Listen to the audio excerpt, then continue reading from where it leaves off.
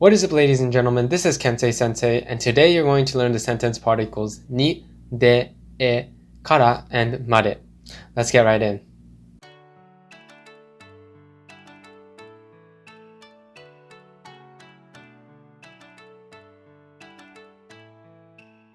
All these sentence particles relate to location. So getting into the first sentence particle, de. De is a sentence particle that allows you to describe an action that happens within a location.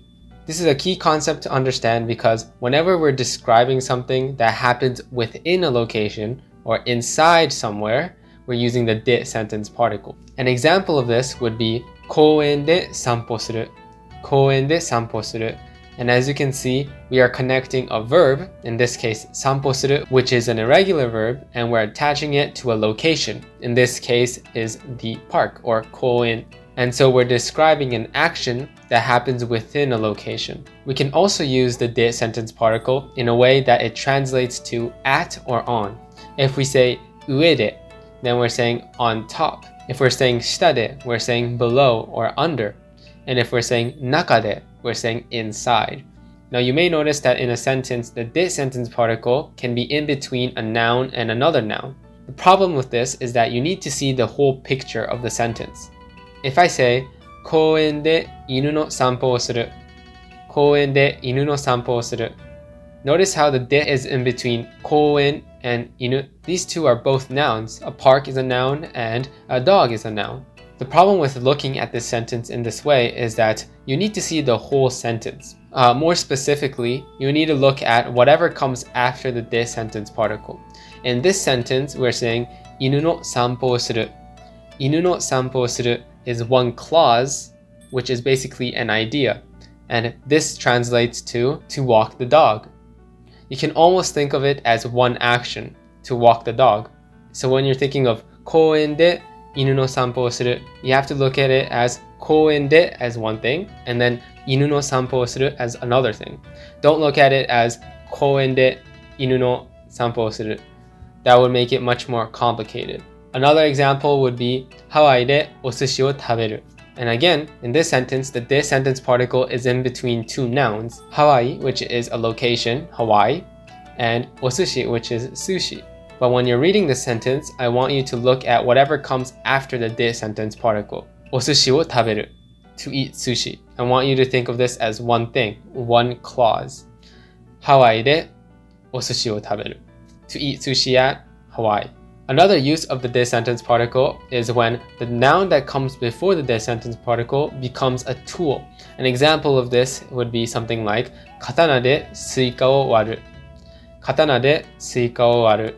Instead of katana being a location or a destination, it is now a tool to operate an action. So when we're saying スイカを割る, this means to cut a watermelon. And so by using the de sentence particle in this, connecting the sentence with katana, which becomes the tool, we're saying we cut a watermelon with a katana. Another example could be something like 包丁で魚をさばく. That means to fillet a fish with a knife. And again, in this case, the tool is the 包丁, which means knife. And we're saying we are filleting a fish with a knife. Now let's move on to the ni sentence particle. The ni sentence particle can be pretty difficult to understand because there are multiple uses with this sentence particle. The ni sentence particle essentially allows you to describe whatever the verb is directed to.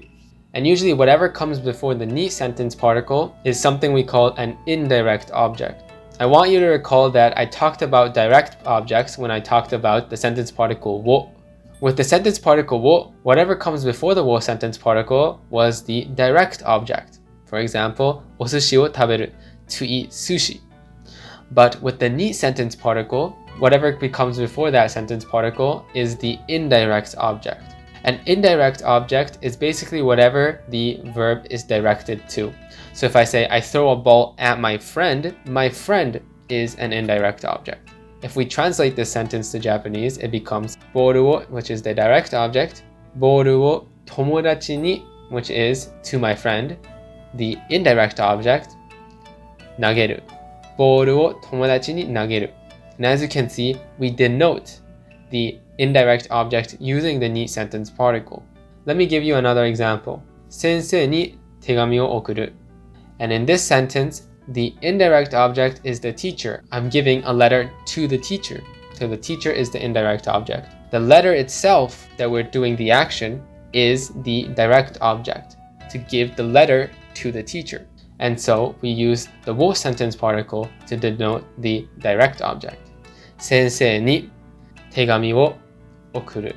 Now another purpose of the ni sentence particle is to denote a destination. So for example, if I say ディズニーランドに行く, then I'm saying I go to Disneyland, and Disneyland becomes the destination.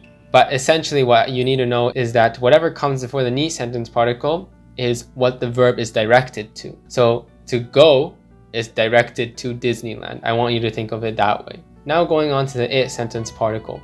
The it sentence particle is written as hit, but we read it as it when we're using it as a sentence particle. Now, the it sentence particle is very similar to the ni sentence particle because it does the same thing. It allows you to set a location or whatever a verb is directed to.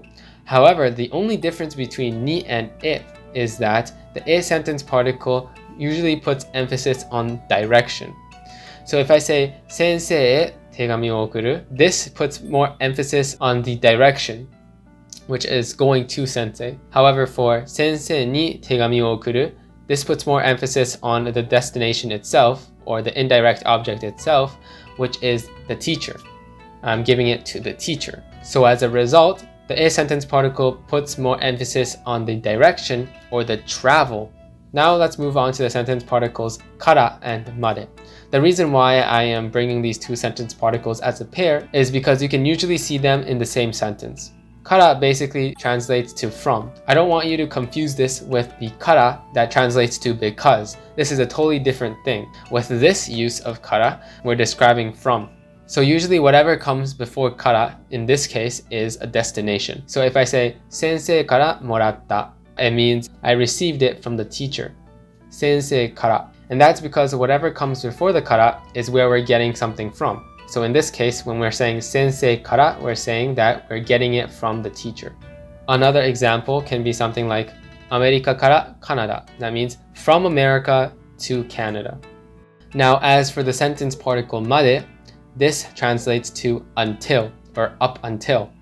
So if we go back to the same example, アメリカからカナダまで, that means from America and up until Canada, then we can say whatever it is. So if we say アメリカからカナダまで車で10時間かかる. This would be from Canada to America, it takes a 10-hour car drive.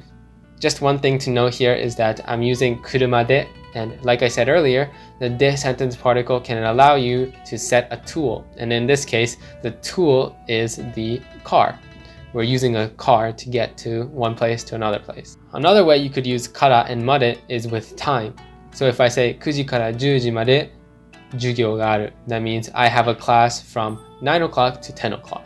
As you can see, there are many ways to describe time, destination, and the use of tools in Japanese. You need to be able to master all these sentence particles, so try to make some example sentences using the sentence particles that you learned today. If you have any questions, make sure to leave a comment down below, and also make sure to check out our Discord and our Amino. But until next time, mata ne!